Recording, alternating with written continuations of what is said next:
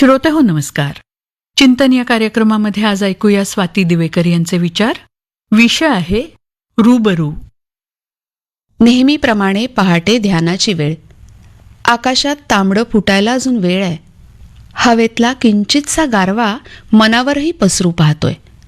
ध्यानाच्या वाटेवर जाताना दीर्घ श्वसनात मन गुंतवण्याचा प्रयत्न करत होतेच, तितक्यात मनात विचार आला, आज आपण आपल्याशीच रूबरू होऊया. मिटल्या डोळ्यांसमोर स्वतःचाच चेहरा उभा करूया. विचारापाठोपाठ हळूहळू चेहरा मनपटलावर उमटायला लागला, तरी स्पष्ट आकृती समोर येत नव्हती.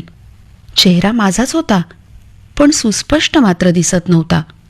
परत प्रयत्न केला, पण परत तोच धूसर अनुभव, तोही फार वेळ न टिकणारा.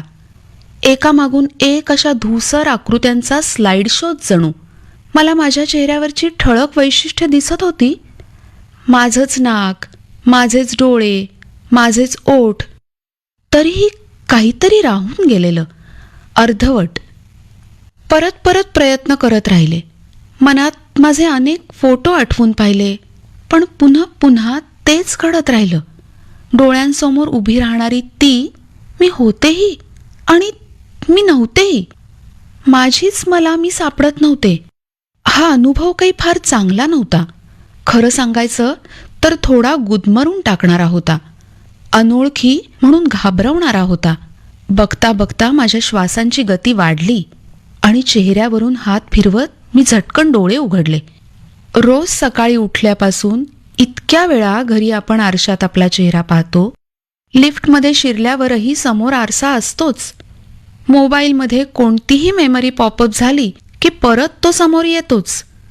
सेल्फी कॅमेऱ्याचा अगणित वेळा केलेला वापर मला माझा चेहरा वेळोवेळी दाखवत होताच.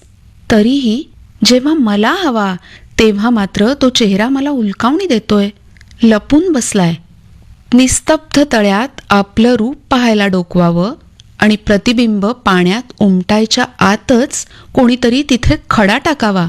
मग पाण्यात उठलेल्या तरंगात आपला चेहरा मिसळून जावा, तसं काहीतरी होत होतं. पण का हा चकवा? थोडं या प्रश्नाशी घुटमळले. विचार केला. मग जाणवलं, मी म्हणजे फक्त माझे कुरळे केस नव्हेत. मी म्हणजे माझं मोठं कपाळ नव्हे. मी म्हणजे माझं ठसठशीत नाक नव्हे. मी म्हणजे माझा रंग नव्हे. मी म्हणजे माझा आवाज नव्हे. मी म्हणजे माझा पेहरावही नव्हे. त्या पलीकडच्या मला मी पुरतं ओळखलंच नाहीये.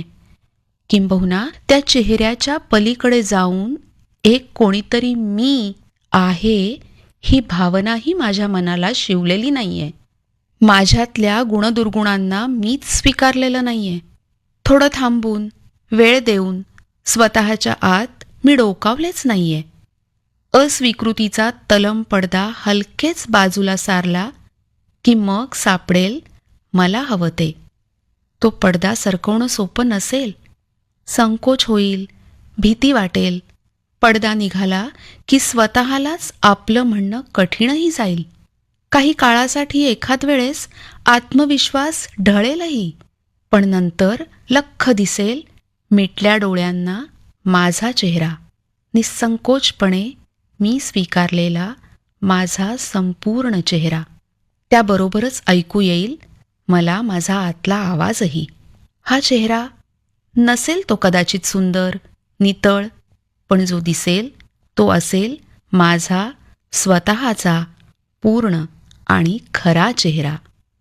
मीच नव्हे तर प्रत्येकाने शोधायला हवा, जपायला हवा आणि स्वीकारायलाही हवा हा आपापला खरा चेहरा. रूबरू. स्वाती दिवेकर यांचे विचार आत्ताच आपण ऐकले चिंतन या कार्यक्रमामध्ये. या कार्यक्रमाला निर्मिती सहाय्य केलं होतं अंजली रोडत यांनी आणि सादरकर्त्या होत्या ज्योत्स्ना केतकर. आणि याचबरोबर आजचा कार्यक्रम संपला. पुन्हा भेटूया उद्याच्या भागात. नमस्कार.